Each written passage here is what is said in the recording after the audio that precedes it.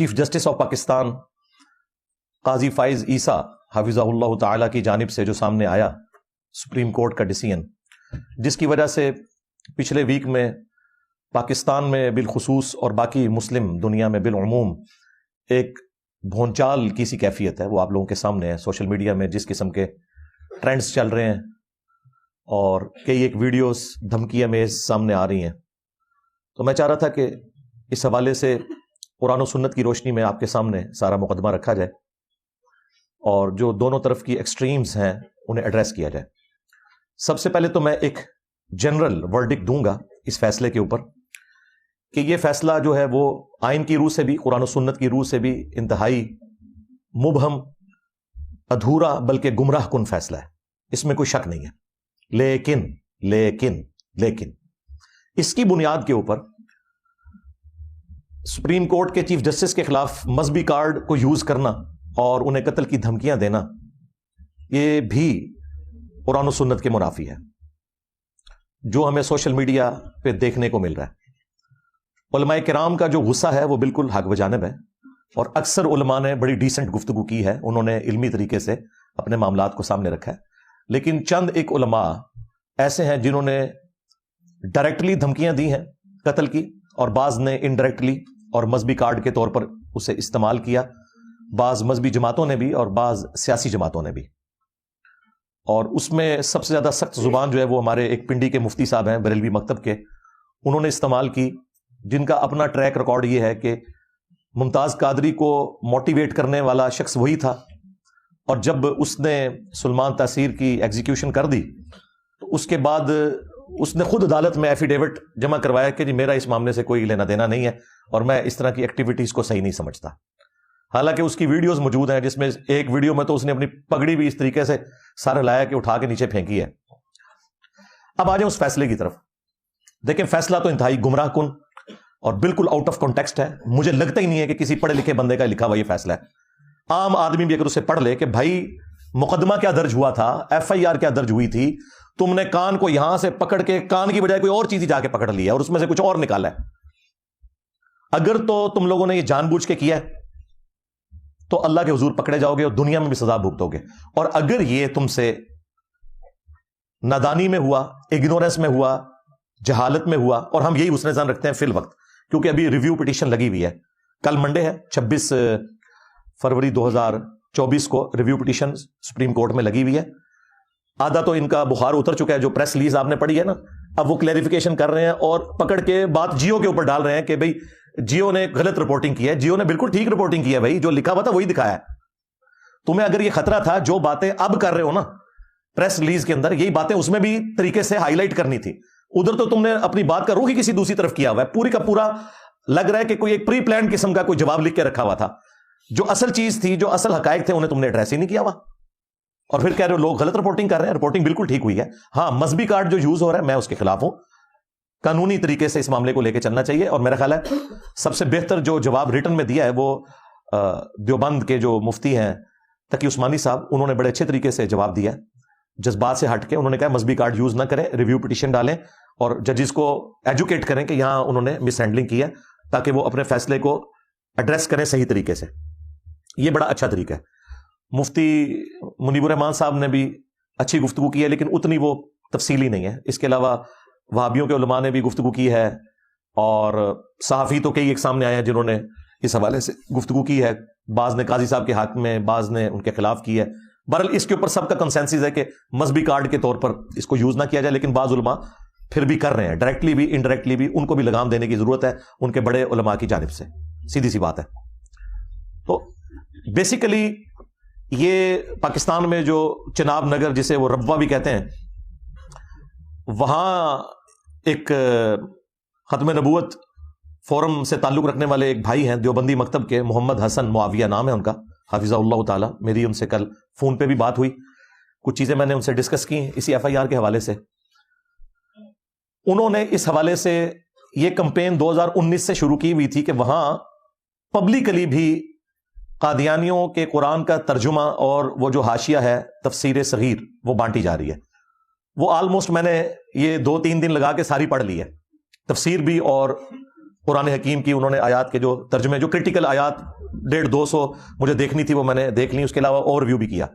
میرے نزدیک تو جو قادیانیوں کا ترجمہ ہے قرآن کا، جن جگہوں پہ انہوں نے صحیح ترجمہ کیا ہوا ہے اس سے تو ہمیں کوئی اختلاف نہیں ہے، لیکن درجنوں نہیں سینکڑوں جگہ انہوں نے صراحتاً قرآن حکیم کی تحریف کی ہوئی ہے اور کفری عقیدے لکھے ہوئے ہیں اس میں، تفسیر کے اندر بھی اور ترجمے میں بھی انہوں نے اس کو ٹیمپر کیا ہے، اس میں کوئی شک نہیں ہے. یہ علیحدہ بات ہے کہ ہمارے اہل سنت میں بریلوی، دیوبندی، اہل حدیث اور شیعہ انہوں نے بھی قرآن کی تعریف کی ہوئی ہے، ترجمے میں بھی اور تفسیر میں بھی. ہاں دسنا ہوا میں آج یہ بھی دسنا ہوا، پابندی لگے گی سارا دن وہاں گا، ہاں سیدھی جی گل ہے، کوئی نہیں بچے گا. اچھا لیکن وہاں یہ ذرا بلک میں گندگی پائی جاتی ہے، تو وہ وہاں پہ بانٹ رہے تھے عوام الناس میں بھی اور کلوز حلقوں کے اندر بھی. اور مجھے جو انہوں نے جو اس ایف آئی آر کو درج کروانے والے بھائی ہیں انہوں نے بتایا کہ 1500 سے زیادہ نسخے ہم نے ریٹریو کیے ہیں مسلمانوں کی مساجد سے. ظاہر ہے وہ لوگ گفٹ لے جاتے تھے گھروں میں، تو ترجمہ والا قرآن کون رکھتا ہے، پڑھنا ہی نہیں ہوتا کسی نے، تو وہ جا کے مسجد میں رکھوا دیتے تھے. 1500 نسخے مسلمانوں کی مساجد سے، بریلوی، دیوبندی، اہل حدیث کی مساجد سے وہ نکلے ہیں. لہٰذا یہ معاملہ اتنا سادہ نہیں ہے کہ وہ صرف اپنی کمیونٹی کے اندر اس کی تبلیغ کر رہے تھے، بلکہ عوام الناس جو مسلمانوں کی ہے ان تک بھی یہ تفسیر پہنچی ہوئی تھی. باقی گمراہی اس سے کوئی نہیں پھیلنی، اس کی وجہ یہ ہے کہ مسلمان تو اپنا ترجمہ نہیں پڑھتے، ان کا کس نے پڑھنا ہے. ہاں وہ سانو کوئی ٹینشن نہیں، بے فکر وہ. تو لیکن بہرحال ایک گمراہی تو پھیل رہی تھی، تو انہوں نے اس مقدمے کو اٹھایا، 2019 میں ایف آئی آر درج کروانے کے لیے اپلیکیشن دی، لیکن وہی کوئی ایف آئی آر درج نہیں کر رہا تھا، اس کو مختلف قانونی معاملات میں ڈالتے رہے، مختلف کمیٹیاں بنی، کرتے کرتے اس بندے نے ایفرٹ کر کے بالآخر 2022 میں کامیاب ہو گیا ایف آئی آر کٹوانے پہ. 2019 سے 22 ہو گیا، ٹھیک ہے جی، ایف آئی آر کٹ گئی. اب ایف آئی آر کے اندر باقاعدہ لکھا ہوا ہے کہ اس کے اوپر جو مقدمہ ہے وہ قرآن ایکٹ 2011 کی روشنی میں کاٹا جائے. 2019 میں ایف آئی آر کے لیے ایپلیکیشن فائل ہو رہی ہے اور ایف آئی آر کاٹی جا رہی ہے 2022 میں، لیکن پھر بھی اس میں لکھا ہوا ہے کہ 2011 کا جو قرآن ایکٹ ہے اس کے مطابق جو ہے نا وہ یہ مجرم ہے بندہ جو بھی یہ سارا کچھ کر رہے ہیں. اب جب سپریم کورٹ میں یہ پہنچی ہے، نچلی ساری عدالتوں سے اس کی ضمانت کینسل ہوئی، انہوں نے تسلیم کیا اور وہ ابھی تک قائم ہے کہ میں تقسیم کرتا ہوں، وہ اپنے جرم سے بھاگا بھی نہیں ہے. ظاہر ہے اس کا تعلق قادیانی اقلیت سے ہے. الٹیمیٹلی جب سپریم کورٹ میں پہنچا تو سپریم کورٹ نے بجائے یہ کہ ایف آئی آر کو ذرا غور سے پڑھتے کہ اس پہ لکھا کیا ہوا ہے، وہ کسی اور طرف ہی چل پڑے اور انہوں نے کہا جی یہ تو دیکھیں ایف آئی آر 2022 میں کاٹی گئی ہے اور جو قانون ہے وہ تو بعد میں اپلائی ہوا ہے، اس کے اوپر مسئلہ 2019 کا ہے، یعنی جرم 2019 کا ہے، اگرچہ ایف آئی آر 2022 میں کاٹی گئی لیکن جو قانون ہے وہ 2022 کا ہے اور 2022 کا قانون 2019 کے جرم پر اپلائی نہیں ہو سکتا. بالکل ٹھیک ہے، لیکن بات اتنی سادہ نہیں ہے. 2019 میں جو ایف آئی آر کے لیے اپلیکیشن دی گئی ہے اس میں لکھا ہوا ہے کہ قرآن ایکٹ 2011 کے مطابق اسے سزا دی جائے. لہذا 2019 سے بھی 8 سال پہلے کا وہ قانون ہے اور یہ پلی لے رہے ہیں 2022 کے قانون کی. بھائی 2011 کے قانون کی وہ پلی لے رہے تھے اور اس قانون میں 3 سال سزا تھی، 2022 میں تو وہ سزا بڑھ کے 9 سال ہو چکی ہوئی ہے. انہوں نے کبوتر کی طرح آنکھیں بند کر لی اور کہا کہ جی جرم ہوا 2019 میں، قانون بنا ہے 2022 میں. نہ، قانون 2022 میں نہیں بنا، قانون 2011 کا ہے اور ایف آئی آر کے اوپر لکھا ہوا ہے، کوئی اندھا بھی پڑھے نا اسے پتا چل جائے گا. اور پھر کہا کہ اچھا وہ بھی مان لیا جائے، تب بھی 6 مہینے اس کی سزا بنتی ہے. نہ، 6 مہینے نہیں بنتی، 3 سال سزا ہے 2011 کے کیس میں اور 6 مہینے نکالے ہیں 1932 کے انگریزوں کے زمانے کے ایکٹ کے، اور ایف آئی آر پہ 1932 لکھا ہی نہیں ہوا، 2011 لکھا ہوا ہے.